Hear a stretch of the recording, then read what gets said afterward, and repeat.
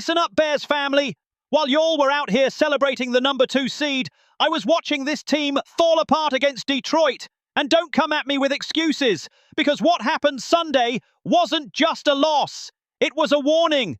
We've got a safety calling out the defensive play calling right in the locker room. We've got a coach saying he doesn't rest starters while other teams are doing just that. And we've got a safety who straight up refused to come to Chicago because he thinks another team has a better shot at winning it all. Let me ask you something. Do you really think this team is ready for the playoffs? Because after what I saw, I've got serious doubts. And if you want the real story about what's going down with the Bears, you better stick around until the end of this video. What's coming is explosive, it's concerning, and it's exactly what you need to hear before Saturday's game against Green Bay. First story, Ben Johnson takes a shot at the Packers before the playoffs. If you thought Ben Johnson was going to stay quiet after that loss to Detroit, you were dead wrong. The man came out swinging with a statement that was clearly aimed at Green Bay. And I love it. I absolutely love it. Johnson said, "Some teams rest their starters. We don't. We play football." Boom. There it is. That's a not-so-subtle jab at the Packers, who sat their key guys against Minnesota while we rolled out our starters against Detroit. And let me tell you something. Johnson's sending a message, not just to Green Bay, but to his own locker room. He's saying, "We don't hide. We don't take shortcuts. We play every snap like it's our last." And that, Bears family, that's championship mentality. But here's the question I've got. Was it the right call? I mean, we finished 11-6, won the NFC North, locked in the #2 seed, but we lost to Detroit at home. And now we've got to face a Green Bay team that's rested, healthy, and split the season series with us. So I ask you, was it worth risking injuries in a game that didn't change our playoff position? Because if Caleb Williams had gone down, or DJ Moore had gotten hurt, we'd be having a whole different conversation right now. But I think Johnson made the right call. And here's why. This team's been inconsistent all year. They've come out flat way too many times. They've had to claw back from ridiculous deficits over and over. And if you let them rest before the playoffs, you're sending the wrong message. Johnson said something else I loved. He said, if we want to make the most of this new season, we need to go on a 4-game win streak, which we've already done twice this year. That's confidence. That's belief in your squad. And I'm telling you, if the Bears are going to make a deep run in these playoffs, they need that mindset. They need to believe they can win 4 straight against anybody. But here's the reality. The Bears aren't playing the Giants or the Bengals in the playoffs. They're playing Green Bay, a team that's outplayed them in 6 of the 8 quarters they've faced this season. And if they come out flat like they did against Detroit, there won't be time for a comeback. Caleb Williams said it best after the game. We came out a little flat. And I think we need to work on having urgency from the start and making that work. Let me ask you, how many times are we going to hear that? How many times is this team going to come out flat before they finally learn the lesson? Because in the playoffs, there are no do-overs. You come out flat against Green Bay and you're going home. And look, I respect what Johnson's trying to build. He's trying to create a culture of toughness, of resilience, of we don't back down from anyone. But culture without execution is just talk. And this team needs to execute from the first snap on Saturday. Now let's talk about the rivalry. Johnson's been loud about the Packers since he got to Chicago. And I love that. This city needed a coach who gets what this rivalry means, who understands that FTP isn't just a phrase, it's a way of life in Chicago. But talking is easy. Winning is hard. And the Packers, even after 4 straight losses, are still dangerous. They've got Jordan Love, explosive receivers, and a defense that can force turnovers. I'll tell you this, if the Bears win this game, they're not just moving on to the divisional round. They're sending a message to the entire NFC that Chicago is back, that the monsters of the Midway aren't just history, they're the now. But if they lose, if they come out flat and let Green Bay run them over at Soldier Field, then all of Johnson's words mean nothing. And the season ends with more questions than answers.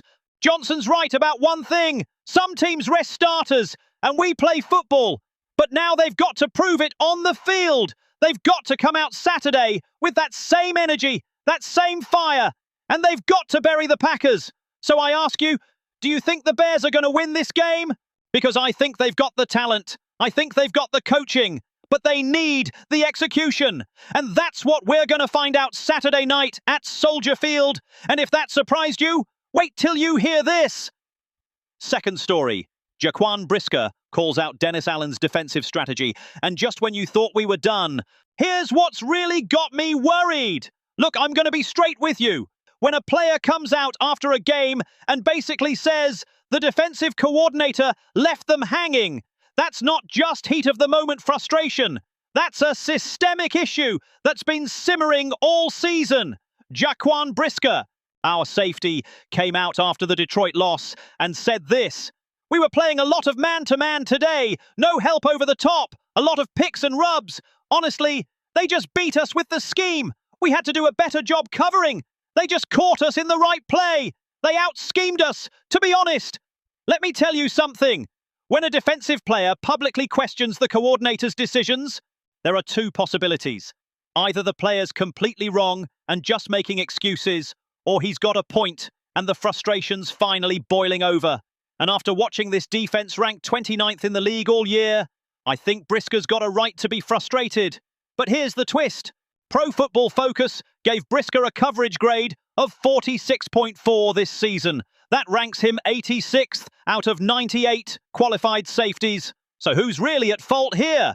Dennis Allen's scheme that left him exposed, or Brisker just not getting the job done all year? Let me ask you, do you think a player who's struggled that much in coverage has the right to call out the defensive coordinator? Because I think if you're ranked 86th out of 98, you need to look in the mirror before pointing fingers. But here's the bigger issue. Brisker's going to be a free agent this off-season. And with the Bears tight on cap space, there's a good chance he's gone. So what kind of message does it send to the locker room when a guy who's on his way out is calling out the staff publicly? I'll tell you, it's not a good one. And look, I get the frustration. This defense gave up 433 total yards to a Detroit team that was playing for nothing but pride. Yeah, they only gave up 19 points, but yards matter. Game control matters. And when your defense is ranked 29th, something is fundamentally broken. Dennis Allen's, in his first year with the Bears, he came in with credentials, with head coaching experience from New Orleans. But the numbers don't lie. And when players are calling out your strategy publicly, that's a giant red flag. Let me ask you something else. Do you think Ben Johnson's going to tolerate this kind of lack of discipline in the playoffs? Because if there's one thing we know about Johnson, it's that he demands accountability. And if Brisker's out here pointing fingers instead of owning his role, that's a cultural problem. Now let's talk about the elephant in the room. Why were they playing so much man-to-man when it's clear they didn't have the coverage to pull it off? Allen knows the pass rush has been inconsistent all year. They had 3 sacks against Detroit, which was one of their better games, but it still wasn't enough. When you can't get to the quarterback consistently, you've got to help your secondary with zone schemes, with safety help, with something. But if Brisker's telling the truth, Allen left them on islands all day against a team with Jared Goff throwing to receivers who know exactly how to beat man coverage. And here's another question. Where was Tyreek Stevenson? The guy was active, but didn't play a single snap. A week earlier, Stevenson had the second best coverage grade on the team, according to PFF. But against Detroit, while Jalen Johnson, Nahshon Wright, and CJ Gardner-Johnson were struggling in coverage, Stevenson was riding the bench. I'll tell you this, those personnel decisions fall on Allen. And if you've got a corner who balled out the week before, and you don't use him when you clearly need help in coverage, that's questionable. That's real questionable. Look, I'm not here to destroy Dennis Allen. The man's got a tough job. He inherited a broken defense, dealt with injuries all year, and he's trying to install his system in year 1. But when players are calling you out publicly before the playoffs, that's a leadership crisis. And Ben Johnson's got to handle this. He's got to sit down with Brisker, sit down with Allen, and make it clear that this kind of public commentary isn't acceptable. Because if you let this stuff spread through the locker room, you lose control of the team. Let me ask you one more thing before we move on. Do you trust this defense against Green Bay on Saturday? Because honestly, I've got my doubts. And if Briscoe's already questioning the scheme now, imagine what happens if the Packers drop 30 on us. But that's nothing compared to what's next. Third story, Tawfik Bayard snubs Chicago and drops controversial comment. Let me tell you something that's got me absolutely fired up. Tawfik Bayard, brother of our own Kevin Bayard, just chose Texas A&M over us. But that's not what's got me heated. What's got me heated is what he said after making that decision. This safety, who the Bears were chasing, cancelled his visit to Tennessee and committed to the Aggies. And you know what he said? He said he picked Texas A&M because he believes they have the best chance to win the national championship next year. Can you believe that? Can you believe that? Let me ask you, does this guy really think Texas A&M has a better shot than the top-tier college programs after everything we've seen in college football? But here's what really matters for us. This is a sign of how some players view organizations. And yeah, this is college football, but the mindset is the same. People are evaluating who's got the best shot to win. I'll tell you this, that comment should be plastered on every locker in Hallis Hall. It should be on the weight room wall. It should be burned into the mind of every player who puts on the navy and orange. Because listen to me, when someone says they don't believe in your program, when someone says another team has a better shot, they're saying they don't respect what you're building. You know what really ticks me off? He's right about one thing. Texas A&M made the college playoffs in 2025, while Tennessee finished with 5 losses. But that was last year. Things change fast in football. Let me ask you, do you think this kind of mindset exists in the NFL too? Do you think there are players who look at the Bears and think they've got no shot to win? I think so. I think after years of mediocrity, the Bears have to prove they're a top-tier destination, not just with words, but with results. And let me tell you something else. In the NIL era and free agency era, perception is everything. Players want to go where they can win. And if the Bears don't beat Green Bay this Saturday, if they don't make noise in these playoffs, they'll keep being seen as a rebuilding team instead of a legit contender. But here's the key. Not everyone on this roster is championship motivated. And that's exactly what separates good teams from great ones. That's what separates playoff teams from Super Bowl winners. So I'm telling you, this kind of comment shouldn't just offend the organization. It should offend every Bears fan. It should offend the whole city. Because when someone says they don't believe in you, when someone says another team has a better shot, they're saying they don't respect what you're building. And Chicago wasn't built on respect. It was built on earning it through defense, through the monsters of the Midway, through physical, dominant football. Like Nick Saban said a few years ago, every team is making it personal to beat you. So if you don't make it personal, you're already at a disadvantage. The Bears need to make this personal. They need to use every doubt, every criticism, every rejection as fuel, because that's what champions do. What do you think? Should the Bears use this kind of comment as motivation, or just let it go? So there you have it, Bears family. 3 stories that show exactly where this team stands right now. A coach throwing jabs at Green Bay before the biggest game of the year.